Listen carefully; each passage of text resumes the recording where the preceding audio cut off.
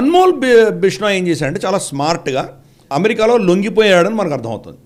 లేకపోతే American immigration ఎంత దరిద్రం మనం చూస్తున్నాం కదా, ఈజీగా తప్పించుకొని వెళ్ళిపోయాడు లోపలికి. కానీ ట్రంప్ వస్తే కనుక ఇల్లీగల్ ఇమిగ్రెంట్ అతను మళ్ళీ వెనక్కి పంపించేసే ప్రమాదం ఉంది.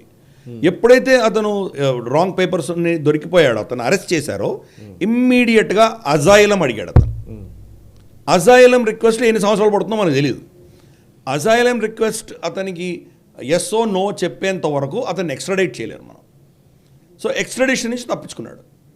ఎక్స్ట్రాడిషన్ నుంచి తప్పించుకున్న తర్వాత వాళ్ళ అన్న గుజరాత్ జైల్లో ఉన్నాడు, ఇతను అమెరికా జైల్లో ఉంటాడు. జైల్లోనే ఉన్నారు కాబట్టి వీళ్ళు చేసే కార్యక్రమాలు ఎవరు పట్టించుకోలేరు, ఆపలేరు.